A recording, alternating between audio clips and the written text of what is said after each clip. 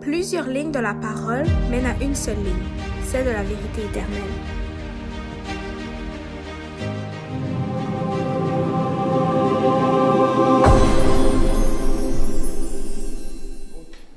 Bonjour à tous et bienvenue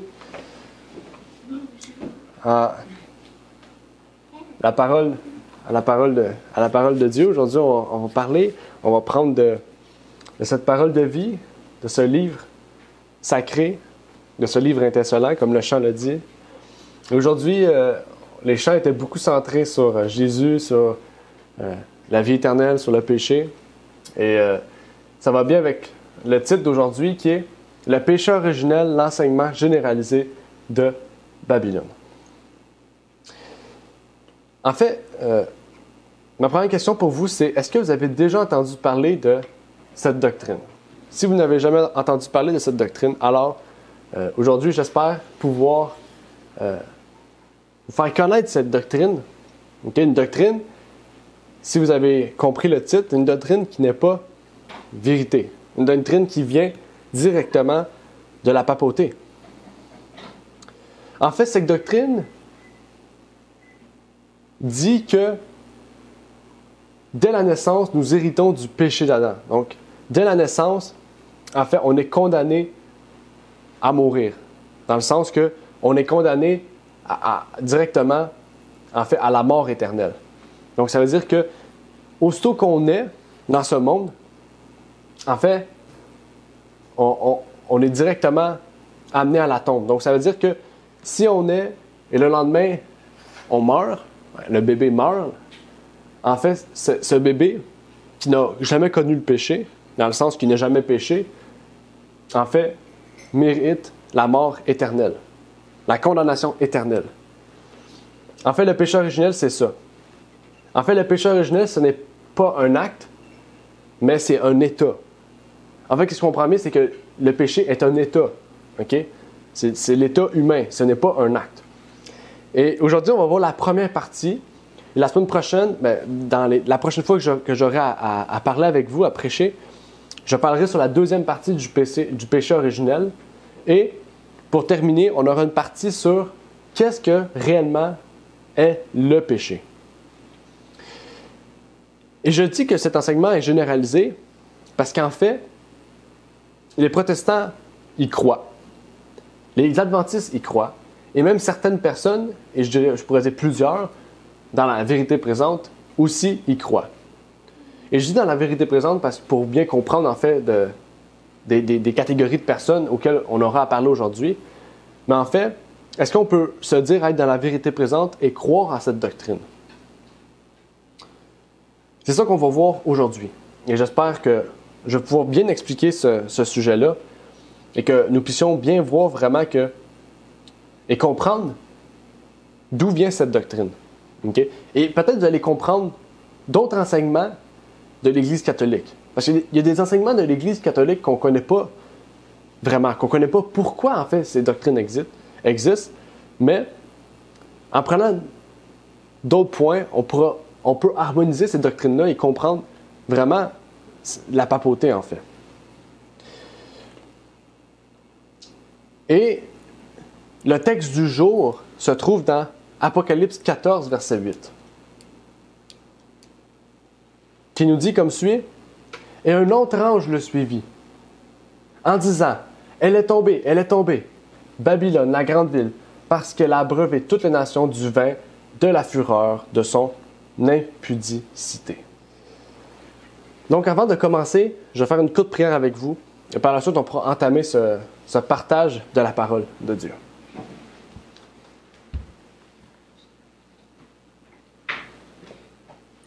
Notre Père qui est aux cieux, j'aimerais te prier, Seigneur, pour te remercier de nous avoir permis aujourd'hui d'être réunis pour te louer, te rendre gloire, partager nos bénédictions durant cette semaine, partager aussi entre frères et sœurs de ta parole. Et maintenant, nous allons ouvrir le livre de vie, Seigneur. Puisses-tu nous éclairer, nous permettre que nous puissions demeurer dans la vérité et nous éloigner justement de ces doctrines qui viennent de Babylone. Je te prie donc que tu puisses permettre que ce partage, cette prédication puisse toucher tous ceux et celles qui auront à l'écouter et nous puissions marcher dans la vérité davantage. Toujours davantage, chaque jour. Je te prie donc pour ces choses au nom de ton Fils Jésus-Christ. Amen. Amen. Amen. Aujourd'hui, nous allons voir vraiment ce qu'il en est de cette doctrine. J'aimerais tout d'abord vous dire, comme j'ai pu le dire tout à l'heure, que cette doctrine est anti-biblique. Cette doctrine n'est pas biblique. Et dans les prochaines semaines, comme je vous ai dit tout à l'heure, quand j'aurai à parler, je vais parler justement du péché. On va pouvoir mettre terme à tout ce qui est dit à ce propos. Et en fait, voici ce que les adhérents disent à propos de cette doctrine. Ils disent que le péché originel, c'est le péché d'Adam. En fait, ils disent qu'on hérite du péché d'Adam, mais qu'on hérite aussi de la culpabilité d'Adam. Nous sommes nés, donc, pécheurs. Nous subissons la peine de mort dès la naissance. Les bébés ou les enfants qui meurent à la naissance sont perdus et les bébés doivent être baptisés pour être sauvés. Donc, on comprend bien ici, en fait, que la doctrine du péché originel a amené les catholiques à baptiser les bébés, les enfants. Ce n'est pas pour rien, en fait. Et les catholiques se sont harmonisés avec leur fausse doctrine, on pourrait dire. Parce que les catholiques émettent une fausse doctrine. Quand je dis les catholiques, on parle bien sûr du système, de la papauté, des théologiens de l'Église qui ont pu émettre ces fausses doctrines. Mais ils ont émis la doctrine que, dès la naissance, on est condamné à mourir. Et leur solution, c'est de baptiser les bébés. Si on baptise dès la naissance les bébés, en fait, dès la naissance, les bébés sont prévus, sont prêts pour la vie éternelle. Donc, en fait, on comprend par cela plusieurs points et ça nous amène, en fait, à détruire des doctrines de base du christianisme, en fait. Parce que Jésus-Christ ne sert plus à rien. Parce que tu n'as plus besoin d'être conscient de tes péchés pour être sauvé. Dès la naissance, tu es sauvé, si tu es baptisé. Et ce point de vue-là est entré dans les églises protestantes, adventistes et même dans la vérité présente. Et c'est pour ça que c'est un point qu'on doit discuter. On doit mettre au clair cette doctrine-là, en fait. Pour ne pas tomber dans ce piège, dans cet enseignement généralisé de Babylone. En fait, cette doctrine vient directement du 4e siècle. Un catholique du nom de Saint Augustin a inventé cette doctrine. Okay? Pourquoi on dit inventé? Parce que, en fait, quelque chose qui est biblique ne vient pas d'une personne. Mais ça vient de la Bible. Mais pourtant, la première fois qu'on a entendu parler du péché originel, c'est au 4e siècle, par Saint Augustin. Et voici ce qu'il a affirmé. Donc, on va partir de la base. Dans le livre Justo L. Gonzalez, History of Christian Thought, au volume 2, on y lit « Toute l'humanité était présente en Adam. Nous avons tous péché quand Adam a péché. Le péché originel consiste en la culpabilité d'Adam. Tous les humains héritent donc de la culpabilité d'Adam. » En fait, qu'est-ce qu'on comprend bien, c'est que ce que la Bible nous dit sur le péché, en fait, n'est pas vraiment ce qui est la réalité, si on comprend bien cette doctrine. Parce qu'en fait, toute la faute ne revient pas sur chacun d'entre nous. Okay? Parce que chacun d'entre nous, on a nos péchés. Chacun d'entre nous, on a nos défauts. Mais en fait, tout revient sur la faute d'Adam. Quand on est de la nature d'Adam. On est de la nature originelle d'Adam.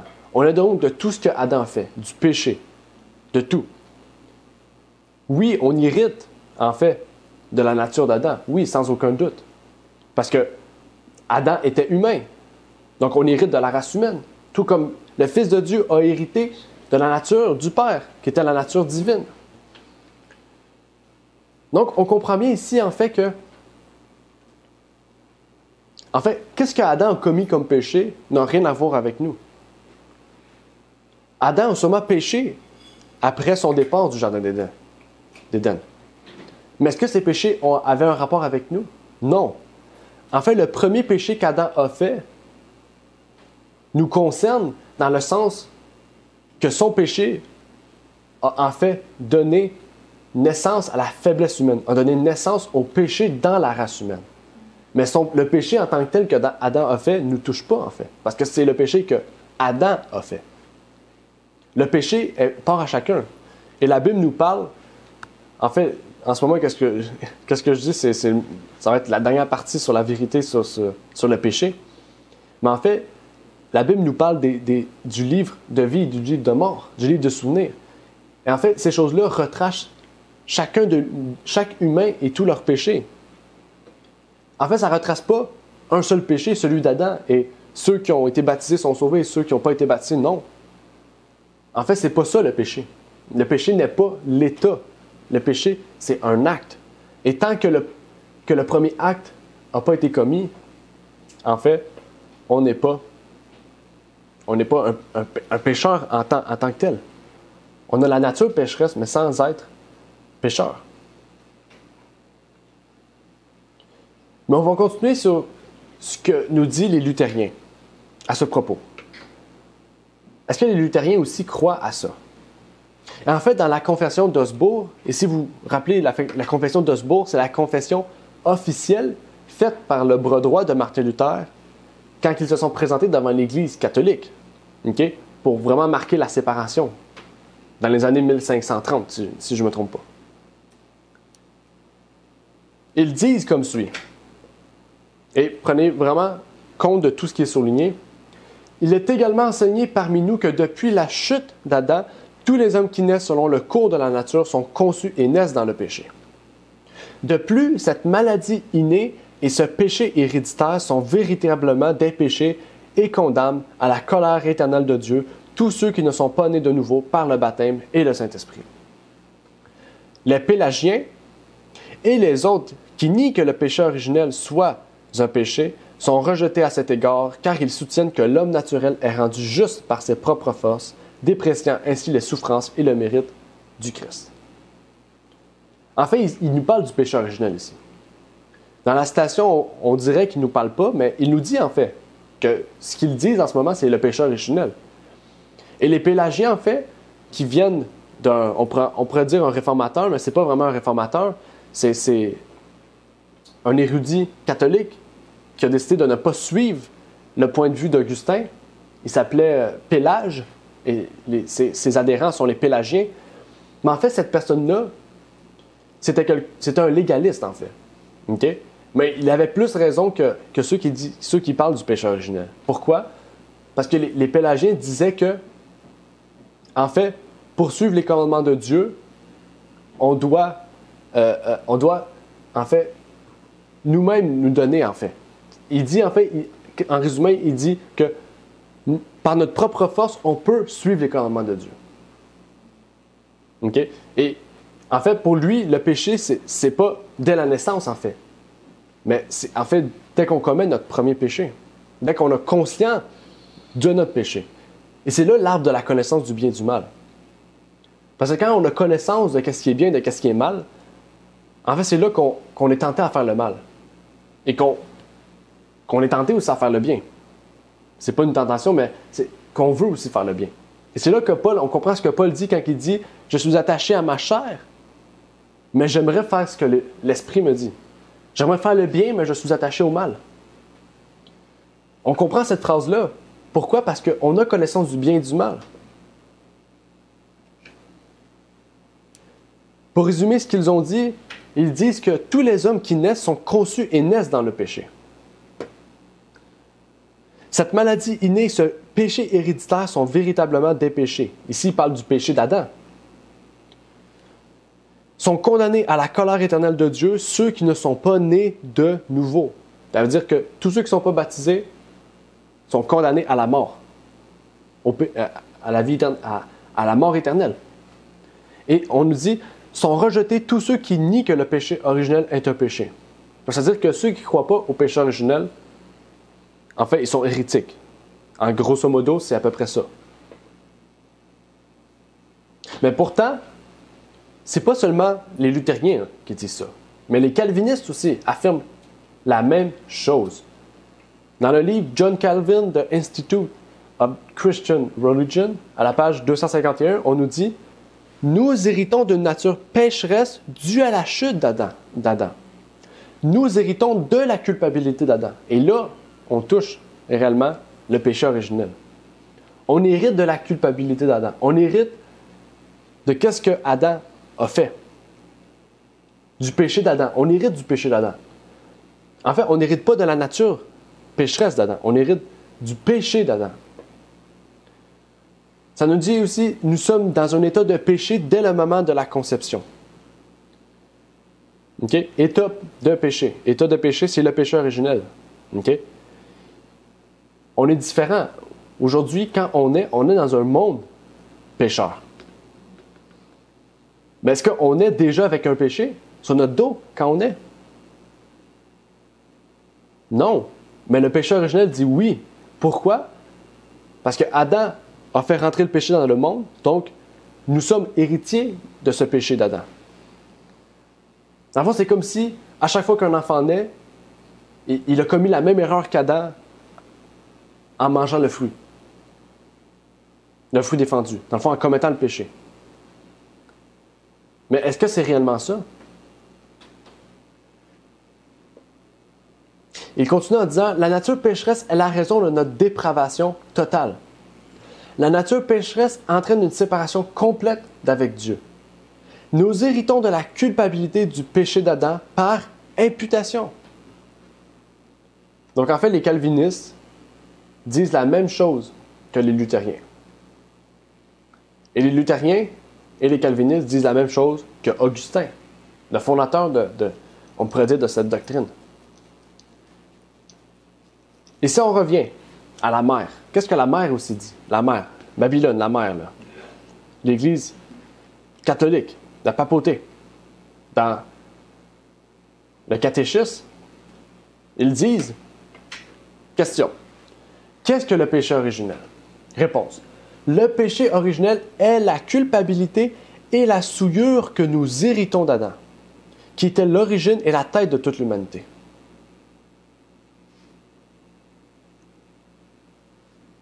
Est-ce que vous commencez à comprendre quel est le problème de cette doctrine? Le problème de cette doctrine, c'est que on hérite de la culpabilité et de la souillure d'Adam. OK? Et ça, c'est problématique. Parce qu'on ne peut pas hériter de quelque chose d'une autre personne. OK? La preuve, Jésus-Christ est né de la même nature qu'Adam, par Marie. Est-ce qu'il était condamné dès la naissance? Si vous dites oui, en fait, ça ne me sert plus à rien d'être présent devant vous pour vous expliquer ces choses. Parce que Jésus-Christ est mort pour rien. Parce qu'il est né avec un péché. Il est né avec la souillure et la culpabilité d'Adam. Donc, c'était impossible. Et c'est pour ça que les catholiques disent que Jésus-Christ est venu sur terre par la nature divine, qui n'est pas réellement mort, qui est né d'une femme parfaite, qui est né de la Vierge Marie. Donc, en fait, ça nous rassemble à plusieurs doctrines, plusieurs fausses doctrines.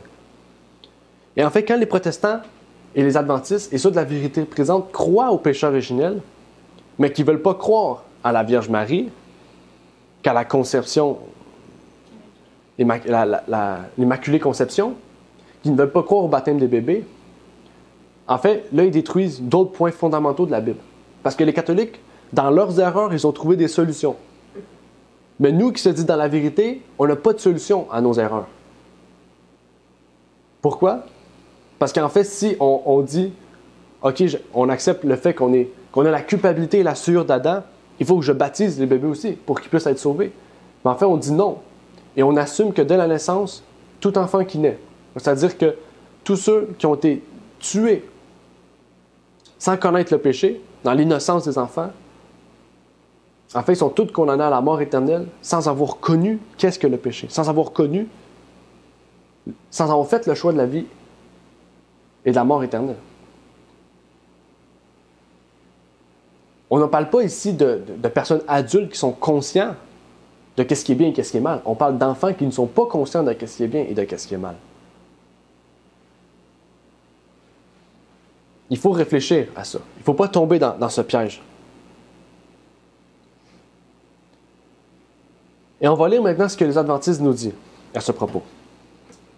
Et vous allez voir que, en fait, même dans les années 1900, 1910, 1920, 1930, les adventistes ne croyaient pas au péché originel. Mais c'est aujourd'hui.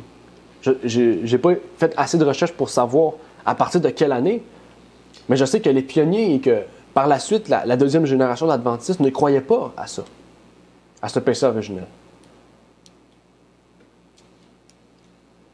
Pourtant, Gérard Penft, dans son livre Some Truth on Original Sins, à la page 18, il nous dit « Ainsi, le consensus général des érudits adventistes », donc il dit en fait que tous les grands adventistes reconnus, le consensus des érudits adventistes, là, c'est quelque chose de général, c'est-à-dire qu'il dit que tout, en fait, tel qu'il a exprimé dans ce livre, définit le péché comme un acte, ce qui est vrai, mais aussi comme un état.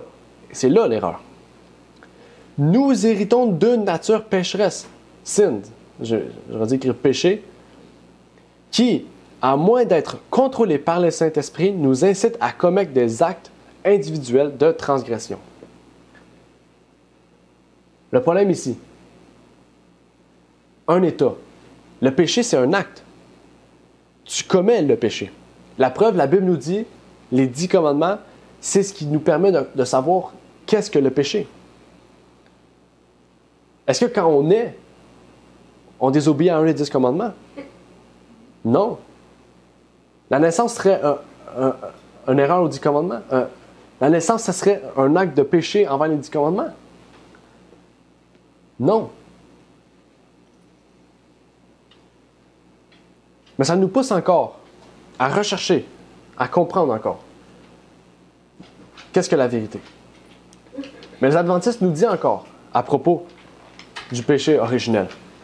Ils nous disent, le péché originel n'est pas en soi une faute, mais une faute d'être, c'est-à-dire une faute de personne, dès qu'on est. Il y a donc un lien de causalité entre le premier péché du premier homme et l'égocentrisme de sa postérité. La conséquence du péché d'Adam a été totale. Par conséquent, le péché originel est un état du moi tout entier par rapport à Dieu. Il ne s'agit jamais d'un simple problème physiologique ou biologique. Essayer de situer le péché ou la transmission du péché sur le plan génétique revient à passer à côté du vrai problème. Il s'agit d'un problème spirituel et non d'un gène. Le péché ne se transmet pas génétiquement des parents aux enfants. Le péché ne doit pas être réduit à quelque chose de physique. Et ça, ici, c'est le pasteur E. Eppenstall que Gérard a cité dans son livre. Okay? Gérard, c'est un médecin adventiste. Mais en fait, les adventistes disent la même chose que ce que les luthériens disent. Et si on parle d'aujourd'hui, ils nous disent la même chose que ce que les calvinistes nous disent. Ils disent la même chose que ce que les catholiques nous disent. Et même ce que le fondateur a dit, Augustin. Mais on va voir que ce n'est pas seulement ceux-là qui disent ça. Il y a aussi ceux de la vérité présente qui nous parlent de ça. Et avant de continuer à comprendre ce qu'il en est, j'aimerais lire une dernière citation de Gérard, le médecin.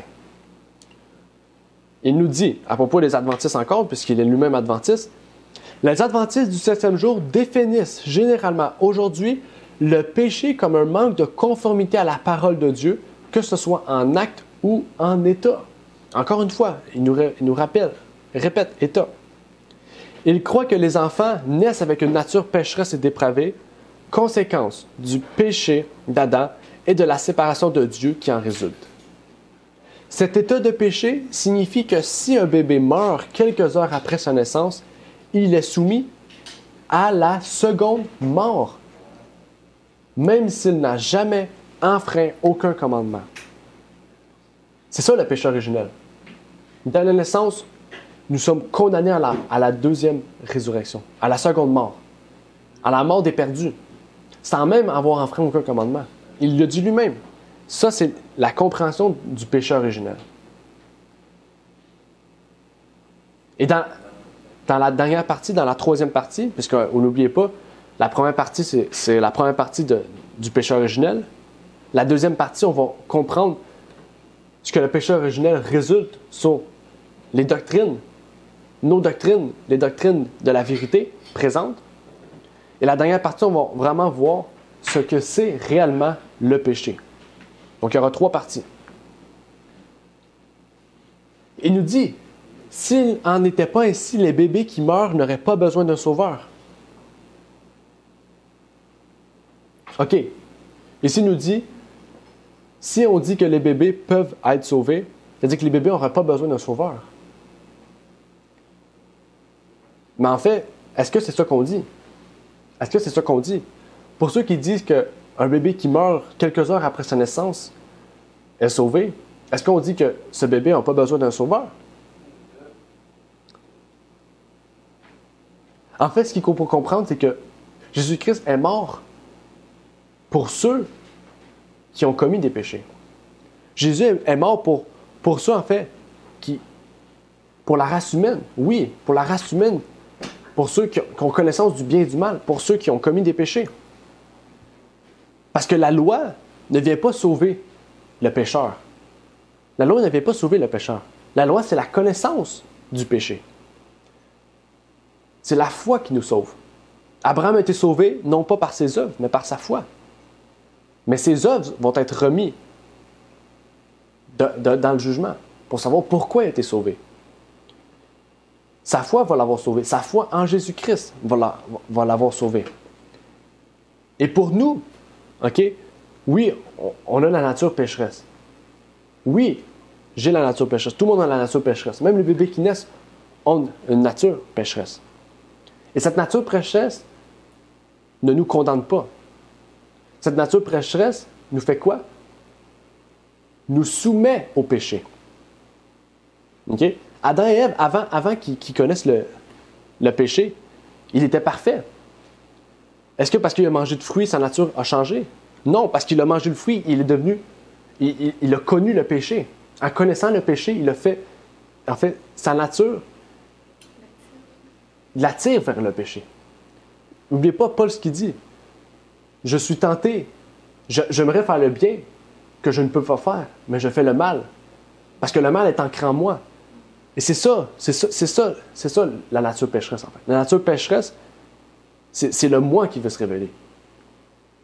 En fait, le péché d'Adam a donné naissance à l'humanité de connaître le bien et le mal. Et vu qu'on vit dans un monde de péché, on est tenté de faire le mal. Et c'est pour ça que Jésus-Christ est venu mourir.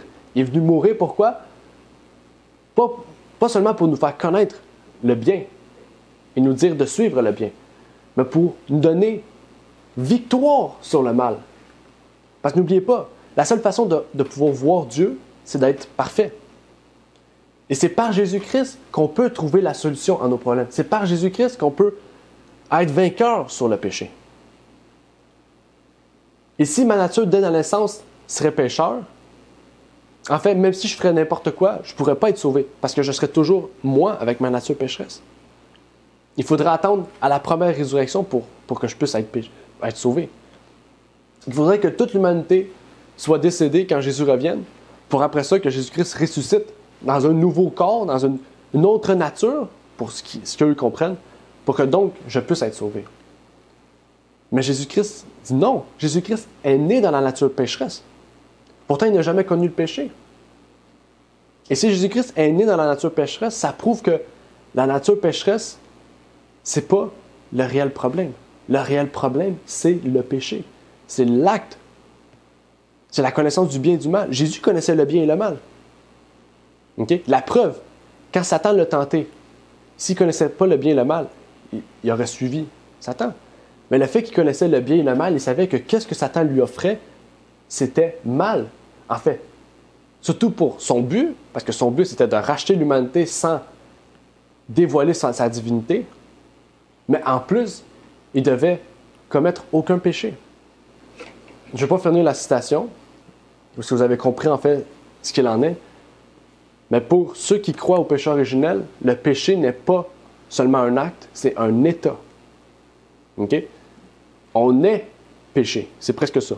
quand on est péché. On n'est pas pécheur, on est péché. En fait, la nature humaine, c'est un péché. Naître dans ce monde, c'est un péché.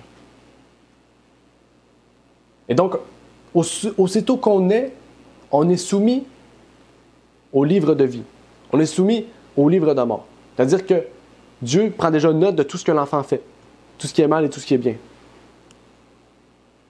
Dès sa naissance. Même s'il n'a pas connu le bien et le mal.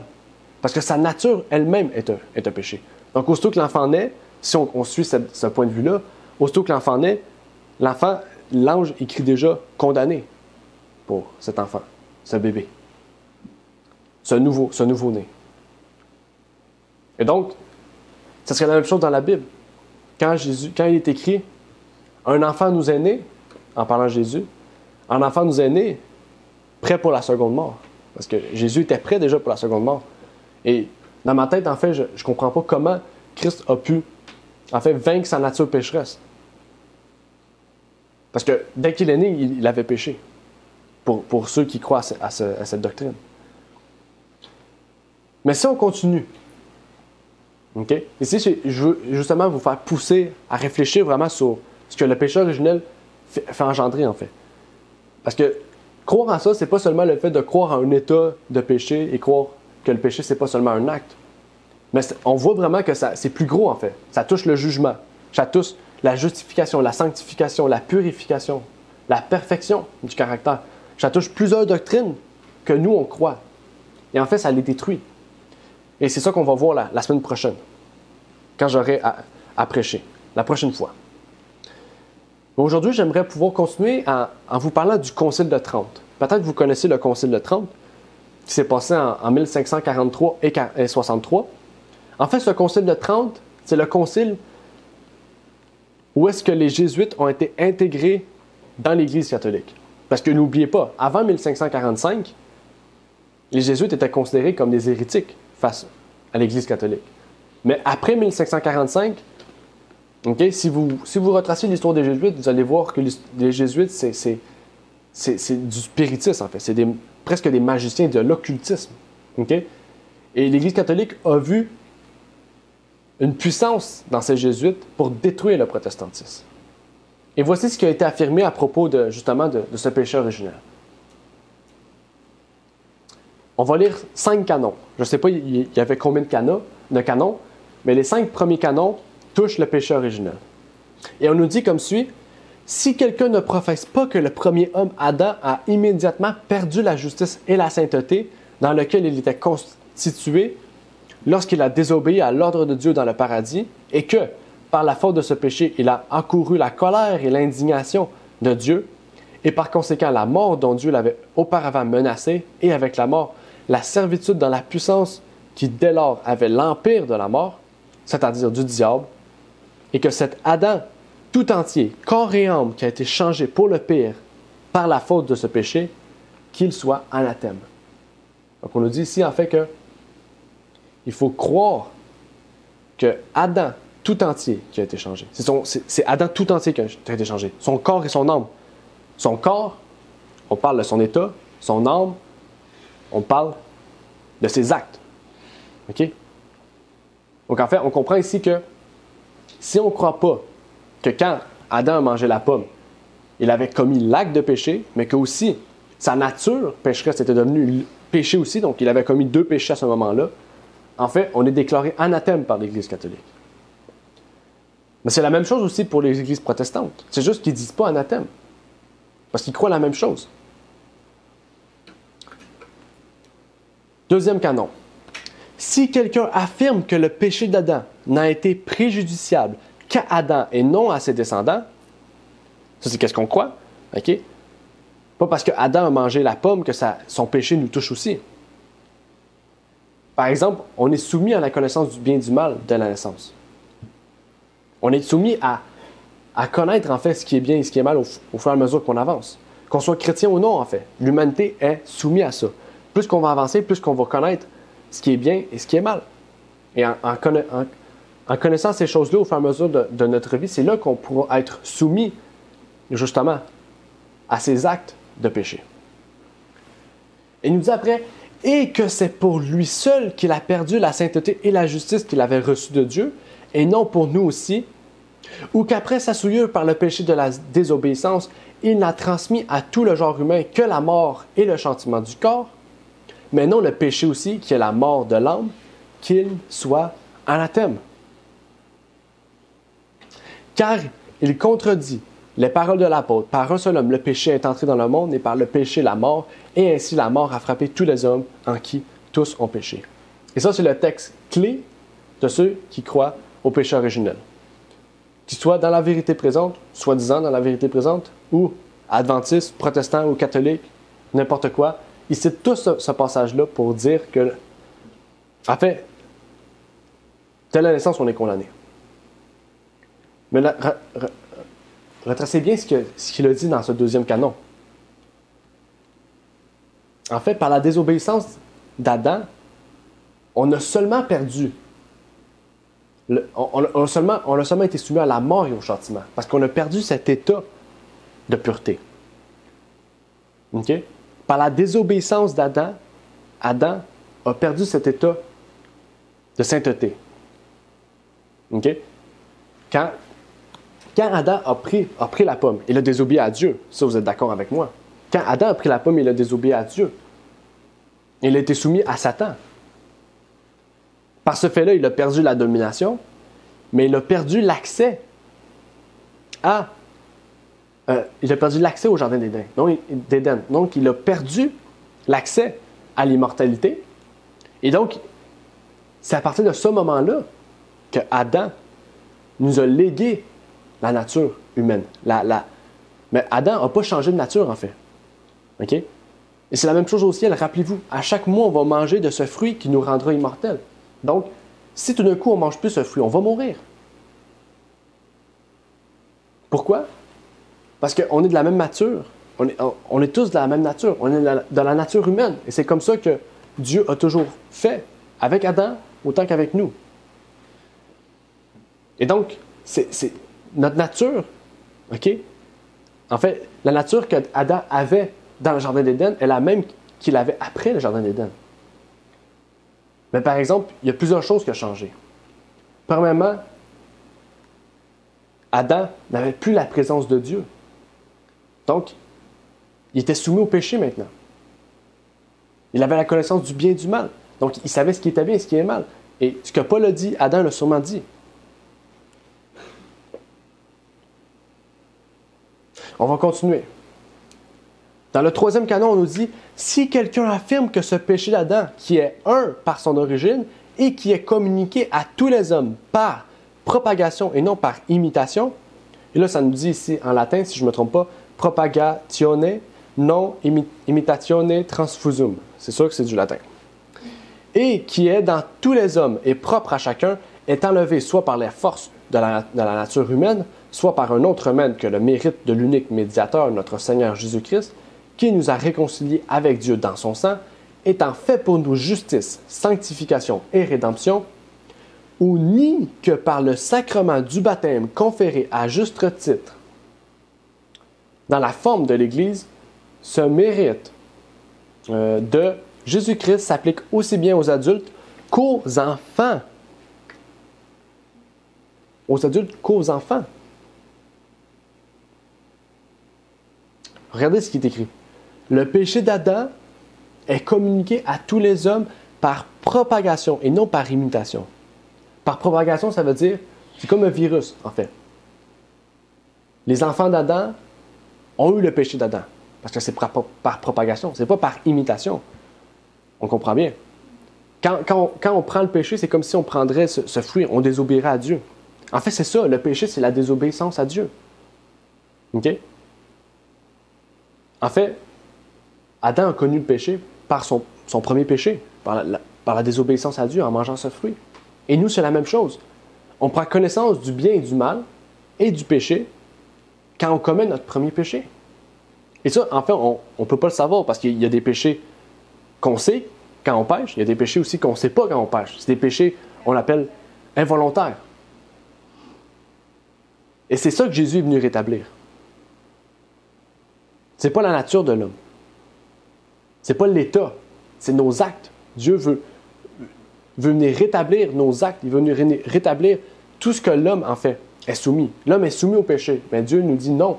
Je vous ai envoyé Jésus-Christ pour que vous soyez soumis à Jésus-Christ et non plus au péché. On va continuer avec le 4e canon. Je ne vais pas tout lire à chaque fois, c'est des gros paragraphes. 4e canon. Si quelqu'un nie que les enfants nouveau-nés doivent être baptisés, même s'ils sont nés de parents baptisés, ou dit qu'ils sont effectivement baptisés pour la rémission des péchés, mais qu'ils ne dérivent en rien du péché originel d'Adam qui doit être expié dans le bain de la régénération pour obtenir la vie éternelle, et par conséquent que pour eux la forme du baptême pour la rémission des péchés doit être comprise non pas dans un sens vrai, mais dans un sens faux, qu'il soit anathème. Parce que les paroles de l'apôtre, par un seul homme, le péché est entré dans le monde, et par le péché, la mort, et ainsi la mort a passé sur tous les hommes, et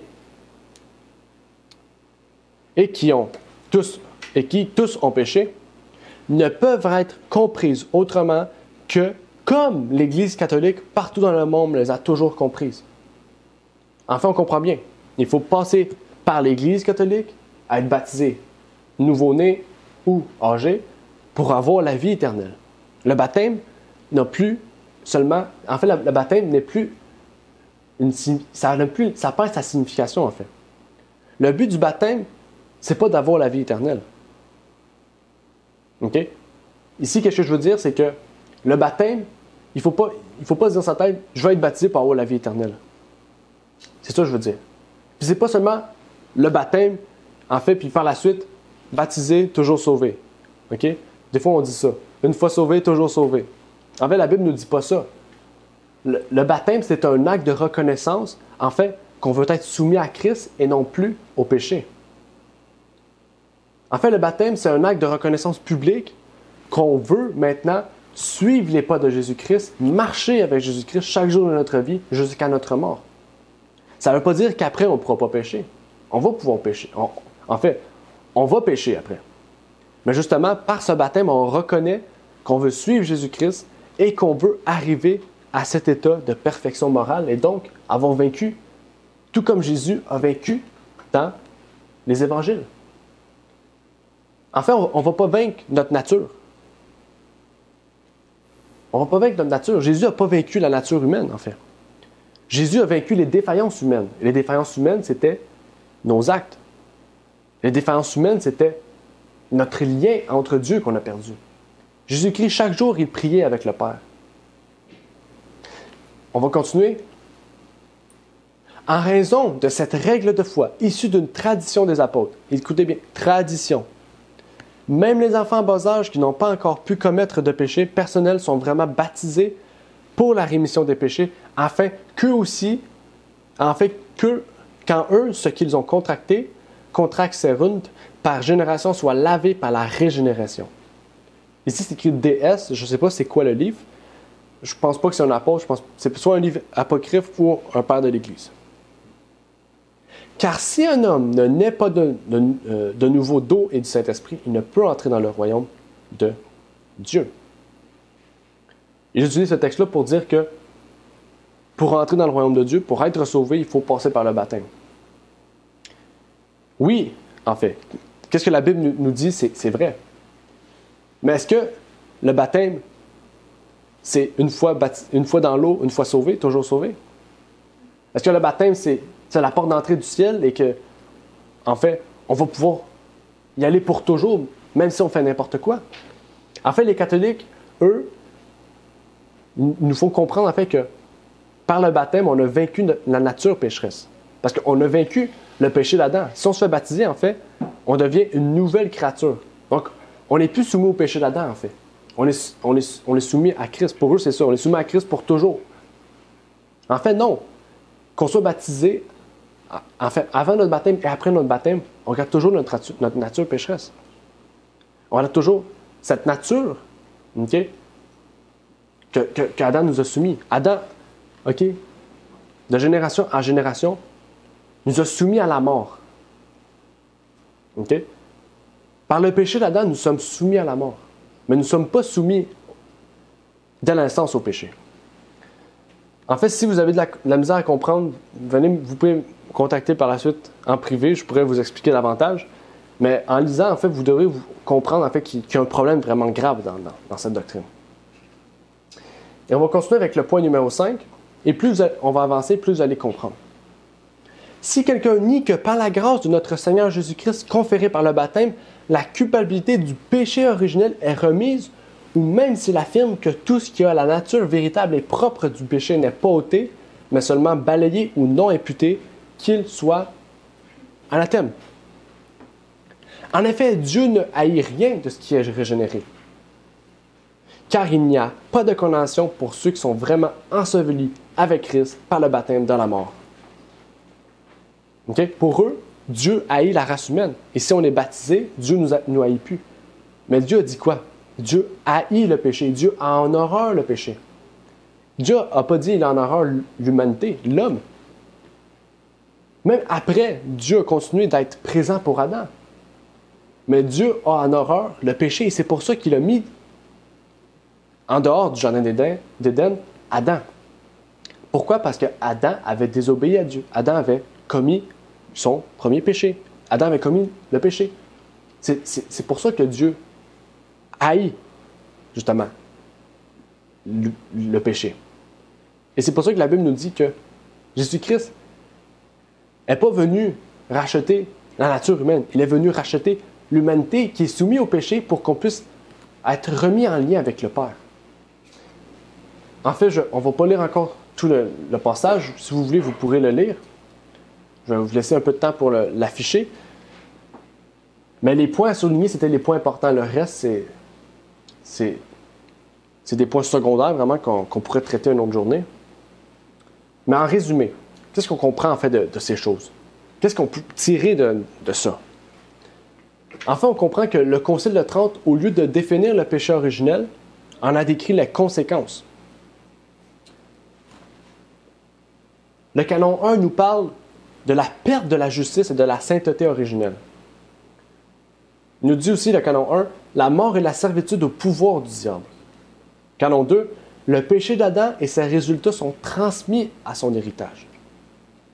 Canon 3, le péché d'Adam est transmis par propagation et non par imitation.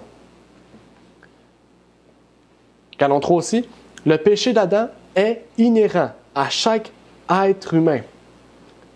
Canon 3 encore, le péché originel est supprimé par le baptême, comme je vous ai dit tout à l'heure. Canon 4, les enfants en bas âge qui n'ont pas encore commis de péché personnel doivent être baptisés. Canon 5, baptisés, pourquoi? Pour que la culpabilité du péché originel soit remise. En fait, le baptême, c'est pas une expérience de vie. Maintenant, le baptême, pour les catholiques, c'est enlever simplement la condamnation du péché originel. Ça enlève la vraie signification du péché. En fait, Jésus aurait dû répondre à... J'oublie son nom.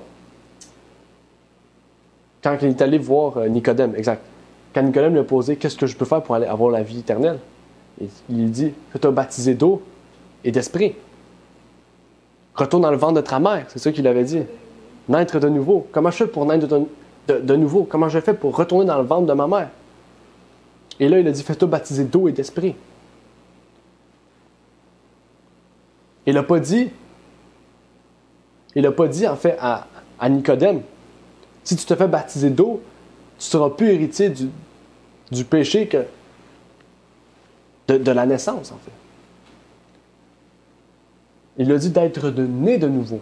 En fait, se faire baptiser, c'est de naître de nouveau. C'est être... en fait, quand on se fait baptiser, c'est vraiment quelque chose d'important. On se fait baptiser parce qu'on ne veut plus être soumis au monde. On veut être soumis à Christ. Paul nous le fait rappeler. Il nous le fait rappeler très souvent. Il nous le fait rappeler, en fait, toujours, tout au long de ses écrits, il nous fait rappeler ces choses. Et on voit qu'à travers tous les siècles, en fait,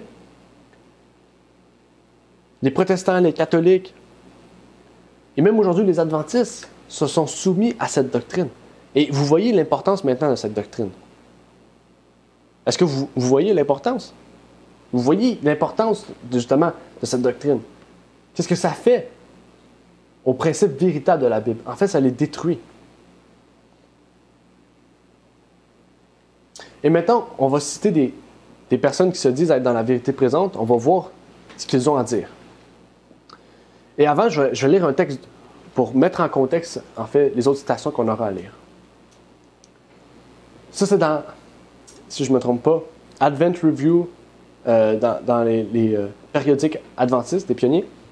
Il cite ici Dr. Watts. Okay? Dr. Watts, si je ne me trompe pas, c'est Isaac Watts. Okay? C'est un physionome, okay? Quelqu'un qui faisait de la science, okay? Qui était chrétien aussi. Et il dit: il y a un enfer sans fin et des douleurs qui ne meurent jamais, où les enfants doivent habiter avec les démons.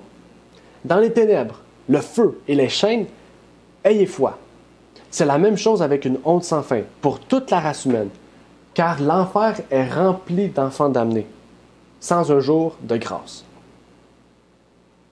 Donc, c'est pour mettre en contexte qu'on va lire par la suite, avec ceux de la vérité présente, qui se disent être dans la vérité présente.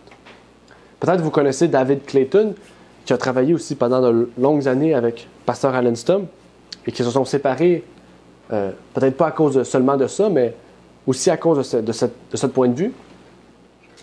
Et il nous dit comme suit. Il y a souvent un débat sur la question de savoir si les bébés seront sauvés ou non. Mais le fait est que même les nouveau-nés ne peuvent être sauvés à moins que leur nature ne soit renouvelée par l'Esprit de Dieu. En sortant du ventre de leur mère, ils sont naturellement dépravés et inaptes à vivre. Donc, la citation qu'on vient de lire, c'est la même chose qu'il dit. Okay? Il ne parle pas de l'enfer parce qu'en fait, il ne croit pas en l'enfer, bien sûr. Mais c'est la même chose. Et d'ici, il faut que leur nature soit renouvelée. C'est-à-dire qu'il faudrait que Dieu interdise aux enfants de mourir jusqu'à un certain âge pour que quand ils connaissent, ils puissent être mourir. Parce qu'en fait, ici, il condamne tous les enfants, en fait. Tous les enfants qui naissent et qui meurent. Ils sont tous condamnés. Et voici, on va lire ce que les jésuites disent. L'existence est elle-même un état de péché. Naître, c'est être qualifié pour le châtiment éternel. Donc, pour eux, aussitôt qu'on est, on est qualifié pour le châtiment éternel. Okay? Dès la naissance. C'est la même chose, en fait, que ce que David Clayton a dit. Et on va lire deux autres citations qu'il a pu dire à ce propos. Il dit, ici dans Open Face, novembre 2005, « Cette idée que le péché est avant tout un état, plutôt que des actions, est enseignée à de nombreux endroits dans les Bibles. » Ça devrait être dans la Bible, mais dans les Bibles. Est-ce que vraiment, dans la Bible, on retrouve des endroits où est-ce que le péché est un état plutôt que des actions, qu'un acte? En fait, on va voir ça dans la partie 3. Donc, vous pouvez aller chercher tout de suite si vous voulez. Mais dans la partie 3, on va voir ça en détail. Une dernière citation qu'il a pu citer, à dire, dans son article de Devil's Rabbits, il dit « Nous croyons que le véritable problème de l'homme n'est pas ce qu'il fait, mais ce qu'il est. » Donc ici, ça nous dit vraiment que Dieu n'haït pas. Dieu haït pas ce que l'homme fait, mais Dieu haït ce que l'homme est. N'oubliez pas, la Bible, Dieu nous dit que Dieu déteste le péché, pas le pécheur. Dieu a en horreur le péché. Donc ça veut dire ici que l'homme est péché. Il est pécheur, mais il est péché. C'est ça qu'il faut comprendre. C'est-à-dire que Dieu déteste l'humanité, en fait. Dieu déteste l'humanité. Parce qu'on est avec le péché originel. Et même Augustin, on va reprendre encore Augustin, il nous dit la même chose. Dans le choix malencontreux de cet homme unique, tous ont péché en lui, puisque tous étaient cet homme unique, dont ils dérivent tous individuellement le péché originel. On est tous Adam. C'est à peu près ça qu'il dit. Quand on est tous Adam. En fait, les catholiques, les protestants, je n'ai pas vérifié tous les protestants, on a cité les luthériens et calvinistes, n'oubliez pas, c'est les deux grands réformateurs du mouvement protestantiste quand il a été formé en 1517. Mais aussi, on a vu les jésuites maintenant, les adventistes. Et là, ceux qui se disent être dans la vérité présente. Et on va voir maintenant ce que aussi Nader Mansour et Imad Aoudi, qui sont, on pourrait dire, avec son partenaire de travail, ont dit. Voici ce que Nader Mansour a dit. Et c'est pas pour blesser les gens, pas pour dénigrer les gens, mais en fait, s'ils annoncent quelque chose qui est faux, il faut dénoncer, justement. C'est fausse doctrine. OK? Et il dit, dans une vidéo YouTube de Limited Gospel, à la minute 13.47, nous avons tous péché quand Adam a péché. Vous voulez des preuves? Nous continuons tous à mourir. Nous sommes sous le règne de la mort. Si vous ne le croyez pas, montrez-moi un enfant qui peut vivre sans mourir. Et pour lui encore, c'est la nature humaine est le péché. Ce n'est pas un acte. Un enfant qui meurt, il meurt parce qu'il n'a pas accès à l'arbre de vie. Il ne meurt pas à cause pas à cause de sa nature. C'est à cause qu'il n'a pas accès à l'arbre de vie. Il n'a pas accès au jardin d'Éden, où justement, les fruits étaient présents, où Adam pouvait manger et rester en vie, en fait, éternellement. On a perdu accès à ces choses. Et son compagnon de travail dans Personal Communication, à la référence Romains 3, verset 20, il nous dit, ici, il parle à quelqu'un, sûrement qui avait un contact avec une personne à ce moment-là. Désolé Robert, mais ma simple compréhension de la langue anglaise me dit que puisque le bébé est un de la race humaine, donc une personne de la race humaine, et puisque la Bible me dit qu'il n'y a aucun juste, aucun, pas un, je dois croire que ce texte inclut les bébés. On parle aussi des enfants. Et là, ici, c'est le point qu'on va aussi débattre pour terminer, avant de terminer. Je ne vois nulle part dans la Bible, c'est la partie 3 qu'on va voir, dans l'esprit de prophétie, ou dans les écrits des pionniers que ce texte devrait dire, pas un, sauf les bébés, ou sauf les enfants. Donc pour lui, en fait, l'esprit de prophétie est pour ce qu'il dit, ou peut-être neutre. Les pionniers aussi, la même chose, et la Bible aussi. Donc on va voir ce que la Bible, et on va voir ce que l'esprit de prophétie et les pionniers nous disent à ce propos. Dans Jésus-Christ, page 49, on nous dit « Cet acte de cruauté fut l'un des derniers qui assombrirent le règne d'Hérode. Peu après le meurtre de quoi? Des pécheurs, des innocents. On parle des bébés nouveau-nés, là, en fait. Le roi lui-même dut se soumettre à la sentence inéluctable et il mourut d'une mort atroce. Pourquoi Dieu ferait mourir quelqu'un s'il déteste le péché, s'il déteste en fait les nouveau-nés?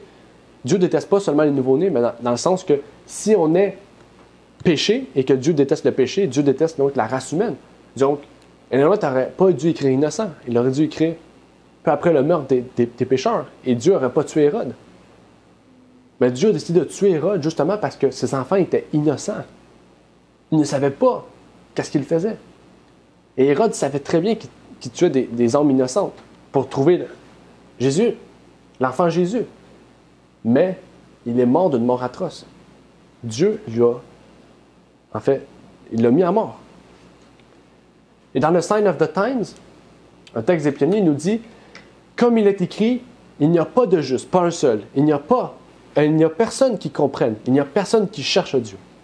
Tous se sont égarés, tous sont devenus inutiles. Il n'y a personne qui fasse le bien, pas un seul. Leur bouche est un sépulcre ouvert. Ils ont usé de la tromperie avec leur langue. Le poison des aspics est sous leurs lèvres. Leur bouche est pleine de malédiction et d'amertume. Leurs pieds sont prompts à verser le sang. La destruction et la misère sont dans leur voie. Ils n'ont pas connu le chemin de la paix. Il n'y a pas de crainte de Dieu devant leurs yeux. L'œil de celui qui voit la condition actuelle des choses a dépeint l'état des choses existantes dans le monde et l'Église aujourd'hui. Psaume 14, versets 1 à 4. Et qu'est-ce qui a provoqué cette terrible situation? C'est notre nature. Non, c'est l'annulation de la loi de Dieu. Donc, c'est à cause de notre désobéissance à la loi de Dieu. C'est à cause de nos actes. En fait, que tout ce qui est écrit plus haut nous arrive. C'est pas à cause de notre nature. C'est à cause de nos actes, à cause qu'on annule la loi de Dieu à chaque fois qu'on pêche. N'oubliez pas, on annule la loi de Dieu parce que si on commet un seul péché, c'est comme si on aurait désobéi à toute la loi de Dieu.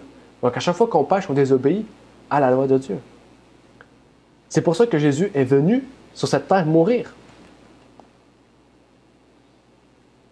Et Sir White nous dit dans The Heavenly Place, aussi, en lien avec cette idée, Paul nous dit, « Si un homme dépasse par une faute, vous qui êtes spirituels, restaurez-le dans un esprit de douceur en vous considérant vous-même de peur d'être tenté, vous aussi. » Ces paroles sont l'injonction du ciel et elles doivent être mises en pratique quotidiennement. Si quelqu'un est en faute, au lieu de le dire à quelqu'un d'autre, allez voir celui que vous pensez être dans l'erreur et avec tendresse et respect, comme vous voudriez être traité à sa place, dites-lui son erreur. Si on ne lui dit pas sa faute, mais qu'au contraire, il y a des soupçons parmi les autres, et qu'on ne fait aucun effort pour sauver l'égaré, en lui disant son danger, comment Dieu regardera-t-il ceux qui font cette œuvre cruelle? Dieu déclare, « Il n'y a pas de juste, non pas un seul. Tous ont la même nature pécheresse. » OK? Ça me dit, tous sont susceptibles de commettre ces erreurs. OK?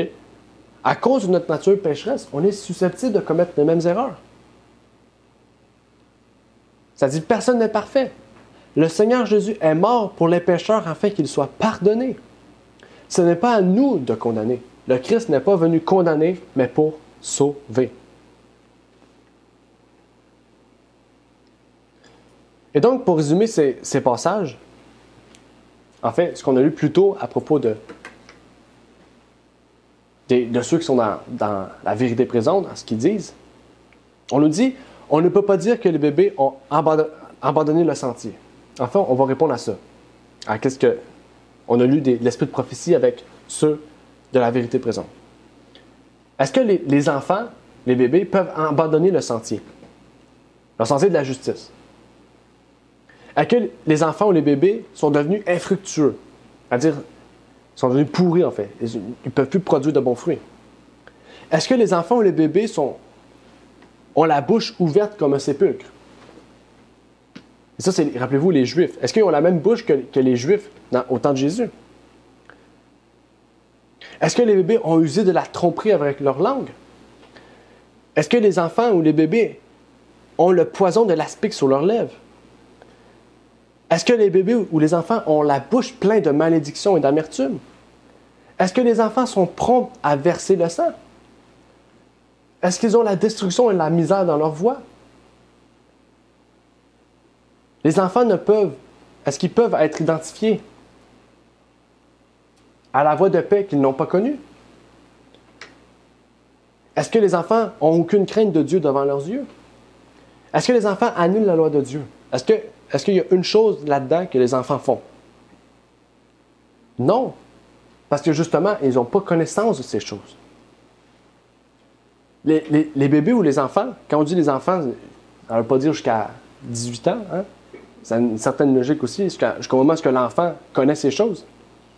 En fait, les bébés ou les enfants ne peuvent pas être condamnés dès la naissance, puisqu'ils n'ont pas encore la conscience du bien et du mal. Et ça nous amène donc vers d'autres doctrines catholiques.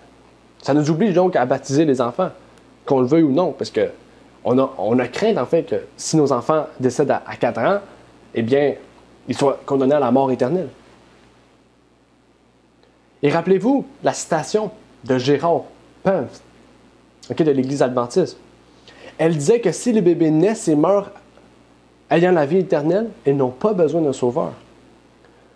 Pourtant, on a besoin d'un sauveur, car Jésus-Christ est pour celui qui est conscient, celui qui permettra de vaincre le péché. Il ne va pas vaincre sa nature pécheresse, il va vaincre le péché. Okay? Le péché, c'est quoi? C'est des actes de désobéissance envers Dieu. Et ça va donc nous permettre de vaincre ce qu'Adam nous a laissé. Adam nous a laissé la défaillance au péché. Adam nous a laissé la connaissance du bien et du mal, ce que Dieu, justement, ne veut pas qu'on ait. Jésus nous a dit, soyez innocents comme les enfants. Pourquoi? Parce que les enfants n'ont pas connaissance. Ils ne prennent pas connaissance du bien et du mal. Et donc, cette doctrine, et ça nous amène vers la conclusion, nous amène à comprendre que le péché originel, c'est le péché d'Adam. Ça, c'est le résumé de tout ce qu'on a vu aujourd'hui. La nature pécheresse est le péché. Nous héritons du péché d'Adam. Nous héritons de la culpabilité d'Adam. Nous sommes donc nés pécheurs. Nous subissons la peine de mort. Les bébés ou enfants qui meurent à la naissance sont perdus. Les bébés doivent être baptisés, ou les enfants aussi. Le service du sanctuaire est une farce, donc. OK? Et donc, 1844, la purification du sanctuaire est une fausse prophétie. Aussi, on voit que l'esprit de prophétie est un problème, parce que ça dit le contraire. Et la nature humaine du Christ doit être reconsidérée, parce que Christ serait né aussi pécheur. Quand on se dit pécheur, un pécheur, c'est quelqu'un qui a connu le péché. Et donc, aujourd'hui, pour terminer, ma prière pour vous, c'est qu'on ne tombe pas dans ce piège de cette doctrine jésuite et catholique. Cette doctrine qui est enseignée, qui est généralisée par Babylone.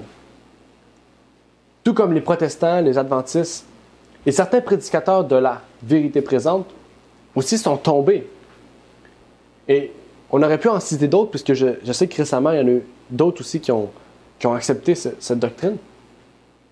Et c'est quelque chose de vraiment important. Il ne faut pas tomber dans ce piège de Babylone. Et la partie 2, on verra bientôt la partie 2 à ce sujet. Donc, je vous souhaite que Dieu vous bénisse. Et je vais terminer par une courte prière avant de conclure sur le culte d'adoration.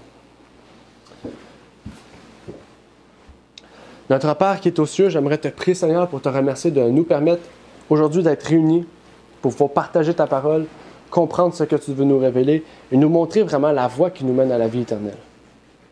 Tu nous permets de comprendre que nous sommes, oui, soumis à la tentation, soumis au péché. Nous sommes des êtres pécheurs et nous voulons justement nous attacher à ton Fils Jésus-Christ qui nous a promis, qui nous a permis de vaincre ces péchés. Qui nous a permis de vaincre justement ce que nous avons depuis la chute d'Adam. Puisses-tu nous donner victoire sur le péché? Puisses-tu nous envoyer ton Esprit Saint pour que nous puissions être rétablis? Que nous puissions rétablir le lien que nous avons perdu avec Dieu, notre Père céleste. Je te prie donc pour ces choses, pour chacun d'entre nous ici présents, pour ceux qui écouteront aussi, au nom de ton Fils Jésus-Christ. Amen. Amen, amen. Merci d'avoir écouté cette vidéo. Pour plus de contenu, abonnez-vous sur notre site Internet.